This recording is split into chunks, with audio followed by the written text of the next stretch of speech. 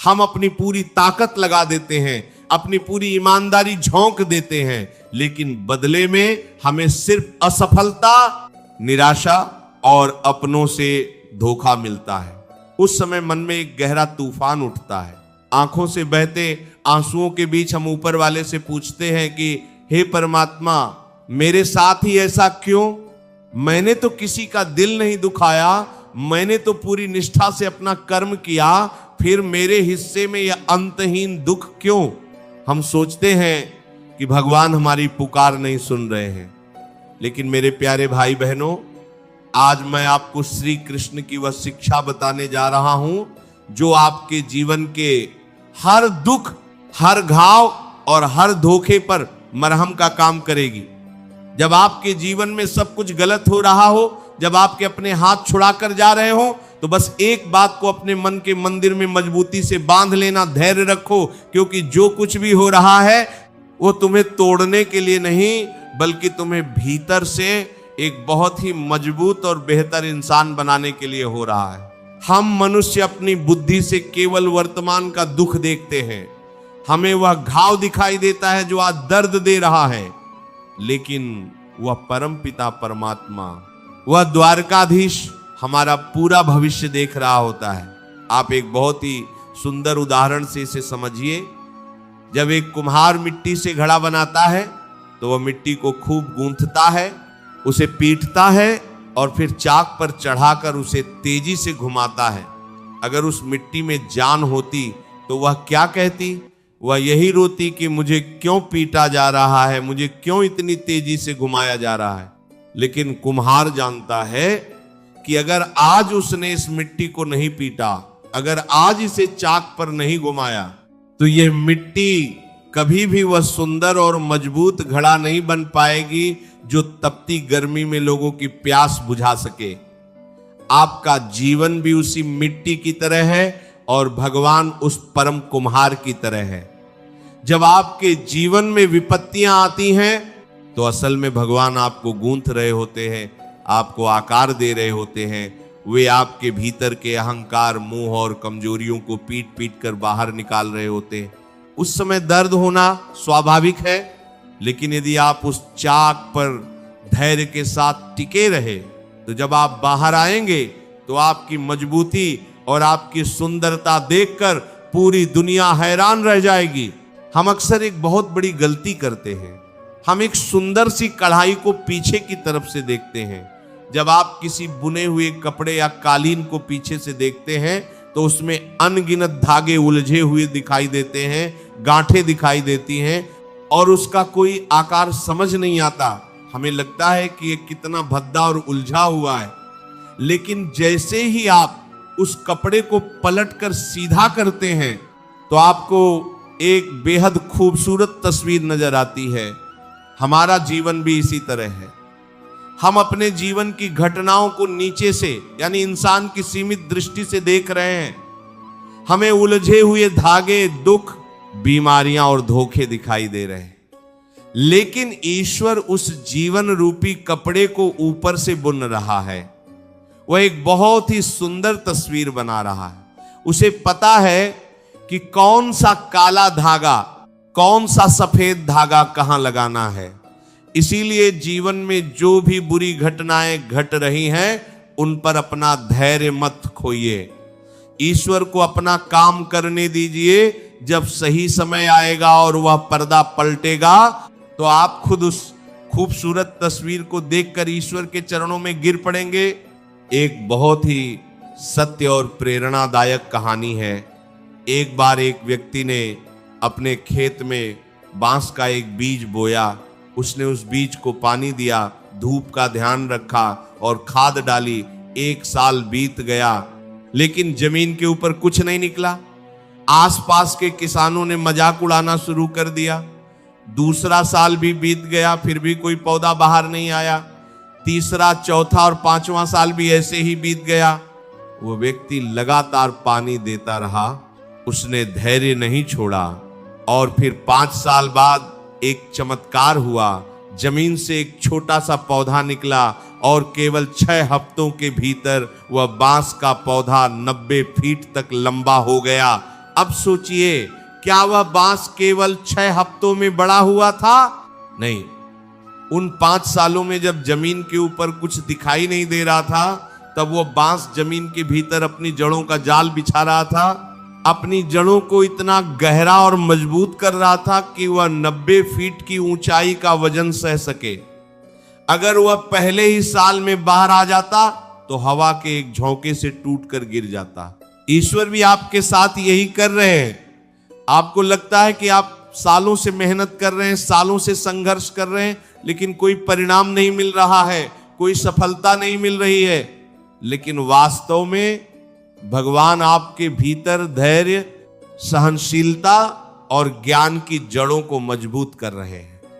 जिस दिन आपकी जड़ें पूरी तरह से मजबूत हो जाएंगी, उस दिन भगवान आपको इतनी बड़ी सफलता देंगे कि आप आसमान को छू लेंगे और तब कोई भी तूफान आपको गिरा नहीं पाएगा। इसीलिए अपने संघर्ष के दिनों में निराश मत होइए। आप दबे नहीं हैं, आप बोए गए हैं। समय आने पर आप जरूर खिलेंगे।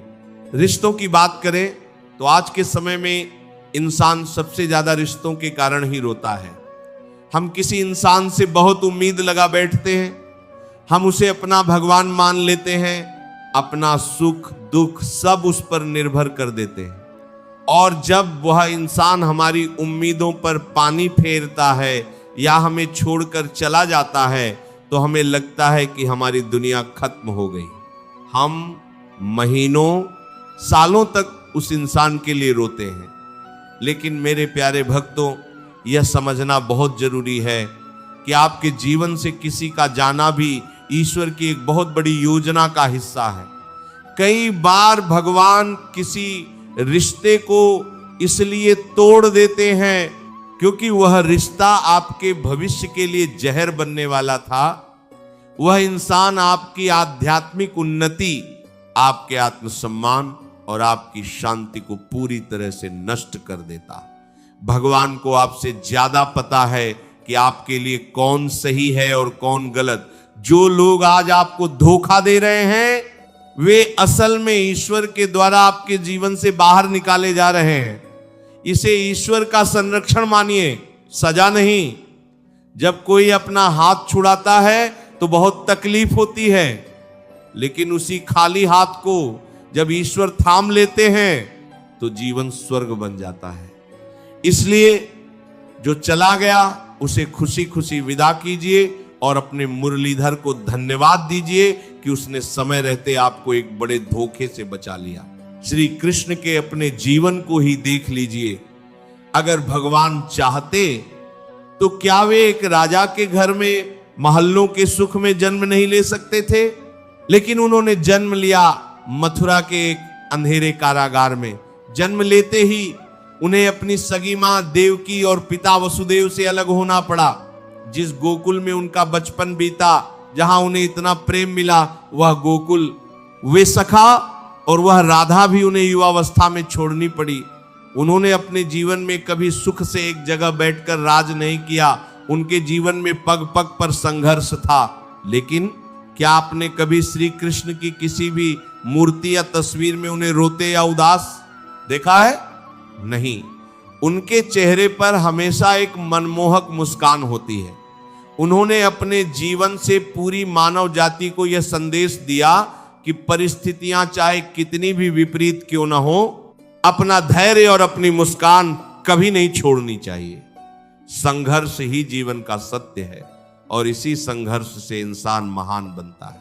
हम अक्सर शिकायत करते हैं कि फला इंसान इतना बुरा है फिर भी वो तरक्की कर रहा है और मैं इतना अच्छा हूं फिर भी मुझे दुख मिल रहे हैं। भक्तों, ये कर्मों का और प्रारब्ध का एक बहुत ही जटिल विज्ञान है।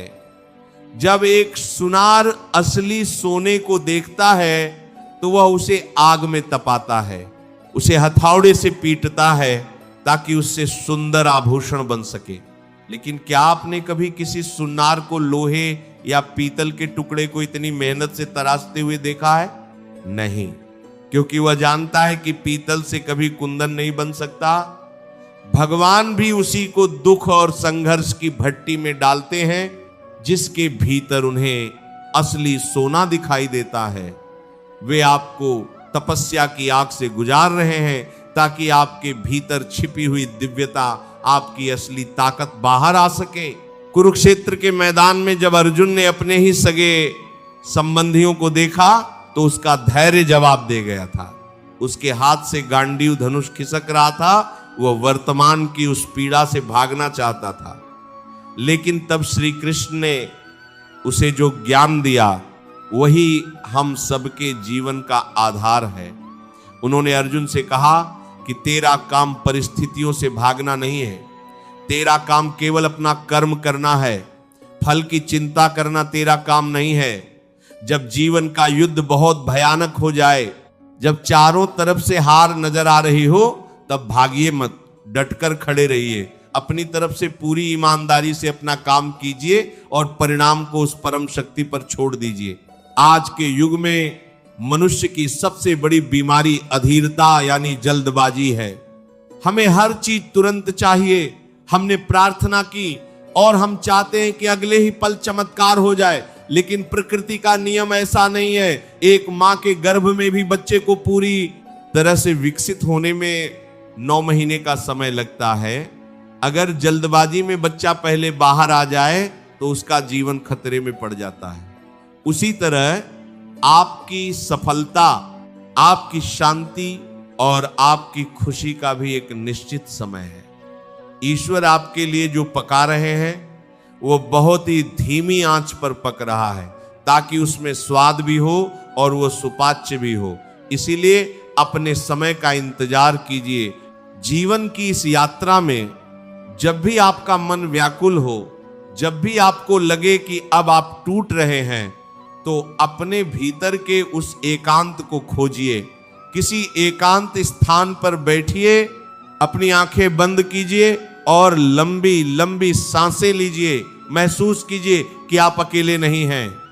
आपके आस पास जो हवा चल रही है, आपके भीतर जो सांसें आ जा रही हैं, वो सब उसी ईश्वर की ऊर्जा है। मन ही मन उनसे बातें कीजिए, उन्हें अपना मित्र बना लीजिए। उनसे कहिए कि हे गोविंद, मुझे नहीं पता कि तुम मुझे किस मंजिल की ओर ले जा रहे हो। यह रास्ता बहुत कांटों भरा है और मेरे पैरों में बहुत दर्द है, लेकिन मुझे इतना पता है कि तुमने अगर मेरी उंगली पकड़ी है तो तुम मुझे कभी गिरने नहीं दोगे। जब आप ये पूर्ण समर्पण कर देते हैं तो आपके भीतर का सारा डर, सारी चिंताएं एक पल में गायब हो जाता है। आपको एक ऐसी अद्भुत शांति का अनुभव होगा जो दुनिया की कोई भी दौलत नहीं खरीद सकती। धैर्य एक कड़वा पौधा जरूर है, लेकिन इसके फल बहुत ही मीठे होते हैं। ये जो बुरा वक्त है ये हमेशा नहीं रहने वाला। रात जितनी ज्यादा घनी और अंधेरी होती है, सवेरा उतना ही करीब होता है। आपके जीवन में भी यह दुख का समय केवल एक पड़ाव है, आपकी मंजिल नहीं। इसलिए चलते रहिए। अपने होठों की मुस्कान को किसी भी परिस्थिति में छीनने मत दीजिए। आप एक बहुत ही भाग्यशाली और पवित्र आत्मा हैं। आप पर भगवान की विशेष कृपा है, इसीलिए उन्होंने आपको अपने इस कठिन प्रशिक्षण के लिए चुना है। लोगों की बातों पर ध्यान मत दीजिए। समाज का काम केवल ताने मारना और कमियां निकालना है। अपना ध्यान केवल और केवल अपने कर्म और अपने ईश्वर पर केंद्रित रखिए। ये याद रखिए कि जो हो रहा है वो किसी बहुत बड़े अच्छे के लिए हो रहा है। भगवान आपको बेहतर बना रहे हैं, आपको निखार रहे हैं। बस एक गहरी सांस लीजिए, अपने आंसू पोंछिए और एक नई शुरुआत कीजिए। कन्हैया हमेशा आपके साथ हैं। अगर ये वीडियो आपको अच्छा लगा हो तो वीडियो को लाइक करके चैनल को सब्सक्राइब जरूर करें और कमेंट में राधे राधे जरूर लिखें। ये वीडियो अपने दोस्तों, परिवारजनों के साथ शेयर जरूर करें। मिलते हैं किसी और वीडियो में, तब तक के लिए राधे राधे। जय श्री कृष्ण।